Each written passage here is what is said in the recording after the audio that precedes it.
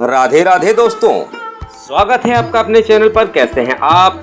आशा करता हूं कि आप सभी लोग स्वस्थ होंगे, मस्त होंगे और अपने अपने कामों में व्यस्त होंगे। तो दोस्तों, चलते हैं आज के नए टॉपिक पर। आ गया हूं फिर से एक कहानी लेकर। तो चलते हैं टॉपिक पर। सास बहू की लड़ाई, एक अनोखी कहानी। तो जैसा कि आप जानते हैं कि घर घर में ये कहानियाँ चलती हैं। तो चलते हैं कहानी पर। सुप्रिया अपने पिता की इकलौती बेटी थी। नाम के मुताबिक देखने में बहुत सुंदर थी। जब वह अपने ससुराल गई तो उसे उसके मुताबिक ही सब कुछ मिला। किंतु आज की लड़कियों को अधिक टोकना, समझाना, अपने मन के मुताबिक चलाना सासू माँ को अब कहाँ रह गया। एक कहावत तो आपने सुनी ही होगी, जो किया बहू से टकरार, खो दिया उसने अपने बेटे का प्यार। इस कहानी के मुताबिक सुप्रिया की सास सुनंदा को हमेशा समझाती, बहू ऐसा करो, ऐसा ना करो। नई नवेली बहू तो थोड़े ही दिनों में अपनी सासू माँ से चिढ़ पैदा होने लगी। इस प्रकार यह सिलसिला आगे की ओर बढ़ता गया। एक दिन सुप्रिया के घर कुछ मेहमान आने वाले थे। सासू माँ बोली, बहू आज कुछ अच्छे अच्छे व्यंजन बनाओ और मेहमानों के लिए चाय नाश्ता का इंतजाम भी अच्छी तरह से करो। बस अब क्या था, इतना सुनते ही सुनंदा गुस्से से लाल हो गई। उसने जल भूनकर उस दिन तो काम किया, लेकिन उस दिन के बाद सुनंदा ने चाल चलना शुरू किया। सास जैसा कहती वह ठीक उसके विपरीत काम करती। सास ने भी पुरानी कहावत के मुताबिक बहू को उसके माता पिता को गाली देना और उसे कोसना और बड़बड़ाना शुरू कर दिया। दोनों सास बहू में आनाकानी हमेशा चलता रहता था। एक दिन सुप्रिया अपने पिता के घर रोती पिटती पहुंच गई।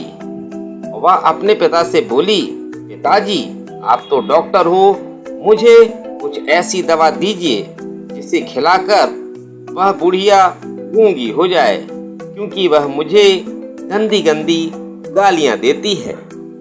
इस पर पिताजी कुछ सोचते हुए बोले, बेटी मेरे पास एक ऐसी दवा है, लेकिन यह कड़वी बहुत है, वो आसानी से नहीं खाएगी।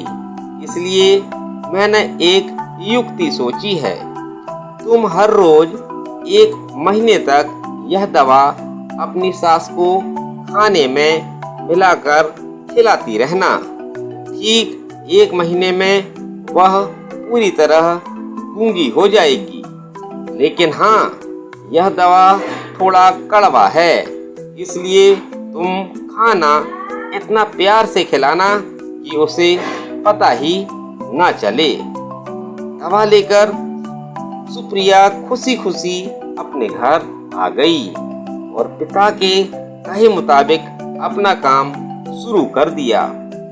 अब सास जो कुछ भी कहती उसे वह मानती और उलटकर जवाब भी नहीं देती, क्योंकि वह जानती थी कि बुढ़िया तो अब 1 महीने बाद गूंगी होने वाली है।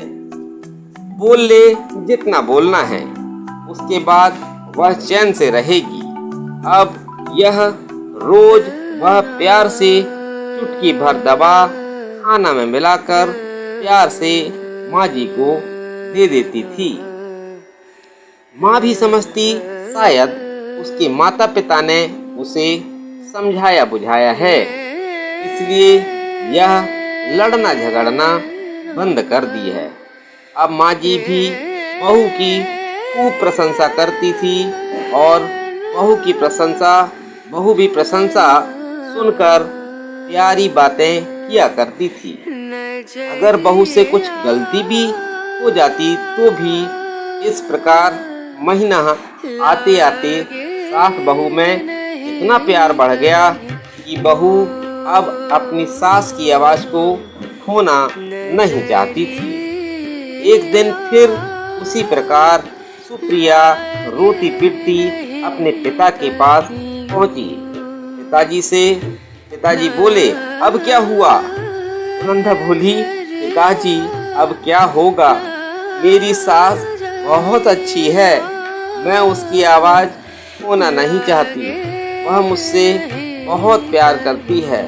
अब मुझे कोई ऐसी दवा दीजिए जो कि मेरी माँ जी को दिया हुआ दवाई का असर काट सके और वह गूंगी ना हो पाए। इस पर पिताजी हंसते हुए बोले, बेटी तुम रोना धोना बंद करो और खुशी से रहो। जो दवा मैंने तुम्हें दिया था वह कोई दवाई नहीं थी, वह रिश्तों में घुली कड़वाहट उतरने की तरकीब थी।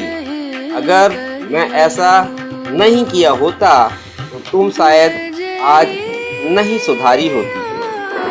बेटी, इसी प्रकार से तुम अपनी सास के साथ अच्छे से रहोगी तो वह भी तुम्हें अपनी बेटी के समान प्यार करेगी। अब सुनंदा को सारी बातें समझ में आ गई थी। उसे अपनी गलती का एहसास भी हो गया था। वह वापस अपने ससुराल चली आई। इसके बाद दोनों सास बहू बहुत प्यार से रहने लगे। उनके बीच स्नेह अपनापन का भाव आ गया और घर खुशियों से भर गया। तो दोस्तों, आशा है ये कहानी आपके दिल को छू गई होगी। यह एक सच्चाई है। अगर बहू अपने सास का प्यार पाना चाहती है तो उसे भी अपने सास को स्नेह देना होगा। जिस घर में सास बहू में स्नेह होता है वहाँ हमेशा खुशियाँ आती हैं। अंत में बस इतना ही कहना चाहूँगा कि आप अपने घर को संभालिए, जिम्मेदारियों को समझिए। आपका घर, आपकी खुशियाँ, आपके घर की खुशियाँ आप पर ही डिपेंड करती हैं।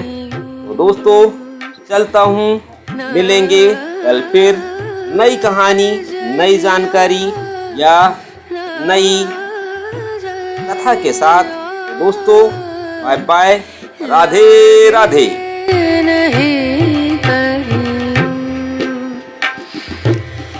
ला